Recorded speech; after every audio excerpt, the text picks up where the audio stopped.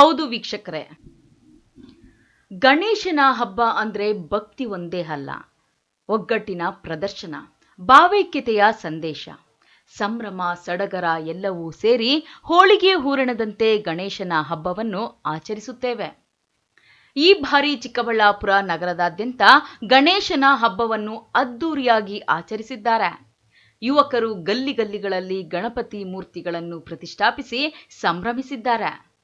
ಅಷ್ಟೇ ಅಲ್ಲದೆ ಸ್ಥಳೀಯರಿಗಾಗಿ ಮನರಂಜನಾ ಕಾರ್ಯಕ್ರಮಗಳು ಸೇರಿದಂತೆ ಸಾಂಸ್ಕೃತಿಕ ಕಾರ್ಯಕ್ರಮಗಳ ಮೂಲಕ ರಂಜಿಸಿದ್ದಾರೆ.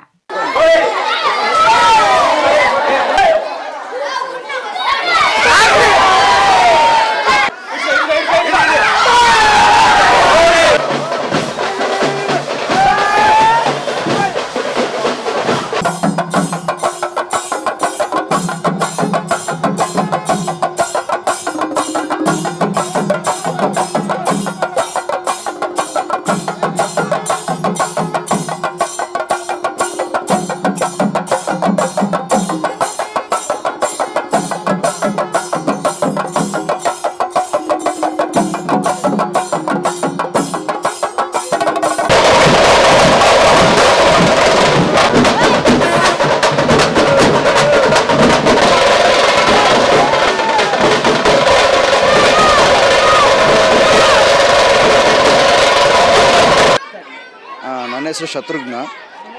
ಬಾಲಮೋಕ್ಷ ವಿದ್ಯಾಗಣತಿ ಗೆಳೆಯರ ಬಳಗದ ವತಿಯಿಂದ ಸುಮಾರು ನಾನು 2ನೇ ಕ್ಲಾಸ್ ಓದ್ತಾ ಇರೋದ್ರಿಂದ ಒಟ್ಟು ಇವಾಗ ಸುಮಾರು 25 ವರ್ಷದ ಮೇಲೇ ಆಗಿದೆ. 25 ವರ್ಷದಿಂದ ನಾವು ಇವತ್ತರ ಚಿಕ್ಕ ವಯಸ್ಸಿಂದನೂ ಗಣೇಶ ಇಟ್ಕೊಂಡು ಬರ್ತಾಯಿದ್ದೀರಿ. ಆವತ್ತಿಂದ ಕೂಡ ಫ್ಯಾನ್ಸಿ ಡ್ರೆಸ್ ಆಗ್ಬೋದು, ವಿವಿಧ ಸಾಂಸ್ಕೃತಿಕ ಕಾರ್ಯಕ್ರಮಗಳಾಗ್ಬೋದು, ಇವಾಗ ಮಡಿಕೆ ಹೊಡೆಯುವಂಥ ಕಾರ್ಯಕ್ರಮ ಆಗ್ಬೋದು, ಪ್ರತಿಯೊಂದು ಕೂಡ ಇಲ್ಲಿ ವಿಶೇಷ ಗಿಫ್ಟ್ಸ್ ಅಂತಂದ್ಬಿಟ್ಟು ಪ್ರೈಸ್ ಕೊಡಿಸ್ಬಿಟ್ಟು ಡೈಲಿ ಪ್ರಸಾದ ವಿನಿಯೋಗ ಇದ್ದೇ ಇರುತ್ತೆ. ಡೈಲಿ ಏನಿಲ್ಲ ಅಂದರೆ ಇವತ್ತು ಮಟ್ಟಿಗೆ ಡೈಲಿ 50 kg ಪ್ರಸಾದವರೆಗೂ ನಾವಿಲ್ಲಿ ಮಾಡ್ತಾಯಿದ್ದೀರಿ.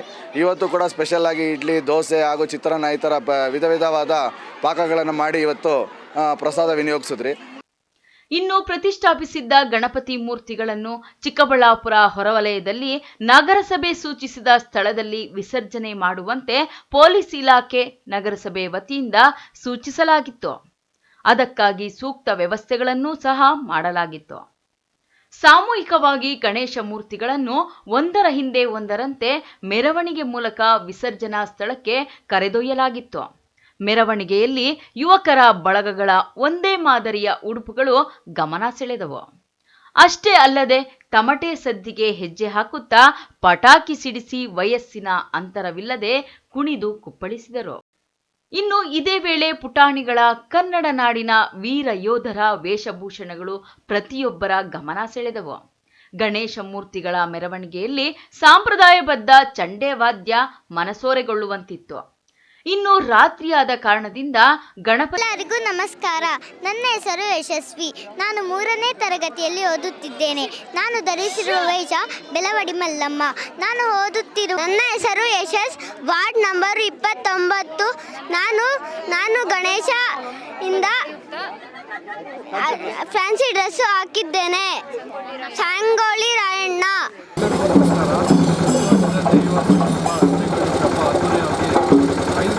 ಕಾರ್ಯಕ್ರಮ ಮುಕ್ತಾಯವಾಗಿದೆ. ಇವತ್ತು ವಿಸರ್ಜನೆ ಕಾರ್ಯಕ್ರಮ. ಪ್ರತಿದಿನವೂ ರಂಗೋಲಿ ಸ್ಪರ್ಧೆ, ಮಡಿಕೆ ಹೊಡೆಯುವ ಸ್ಪರ್ಧೆ ಮತ್ತು ಸಾಂಸ್ಕೃತಿಕ ಕಾರ್ಯಕ್ರಮಗಳೊಂದಿಗೆ ತುಂಬ ಅದ್ದೂರಿಯಾಗಿ ಹೆಣ್ಣು ಮಕ್ಕಳಿಗೆ ರಂಗೋಲಿ ಸ್ಪರ್ಧೆ ಸಮೇತ ಅದ್ದೂರಿಯಾಗಿ ಗಣಪತಿ ಮೂರ್ತಿಗೆ ಮಾಡಿದ್ದ ವಿದ್ಯುತ್ ದೀಪಾಲಂಕಾರವು ಜಗಮಗಿಸುತ್ತಿದ್ದವು.